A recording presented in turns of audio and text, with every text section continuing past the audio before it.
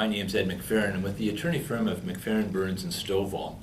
Today we'd like to chat briefly about second position loans or mortgages on your property. It's pretty common that what we're going to talk about here today is not necessarily logical. And the reason we say it's not logical is we're going to ask you or suggest to you a strategy that will appear somewhat illogical. We're going to ask that if you are completing a short sale, that you realize, of course, that in most cases the lender is going to require in first position loans that you actually are in default at the time that an offer is received.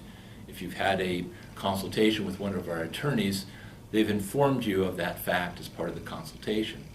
But what we're talking about today is that most of our clients out in the marketplace firmly believe that in order to complete a short sale that they must also be in default on their second position loan. It's our firm position in the marketplace that that's not appropriate, and it can be actually harmful to us in negotiating a short sale transaction. Here's why.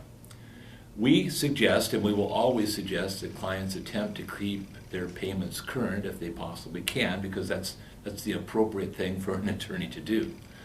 But in the case of seconds, we will always encourage you to make payments on your second, even during the course of short sale negotiations, because if you don't, and your second position lender gets 91 days past due, many times that will promote them into putting your transaction into the collections department of that particular lender. You see, under the generally accepted accounting principles, your loan becomes uncollectible when you get 91 days past due.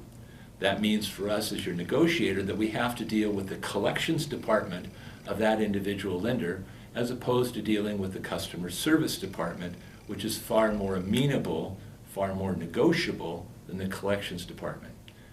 In our practice, we found that we have far greater success in short sale transaction and negotiations if we have the second either current or at least not 91 days past due. We know that many of you are unable to make the payment on the second. We respect that.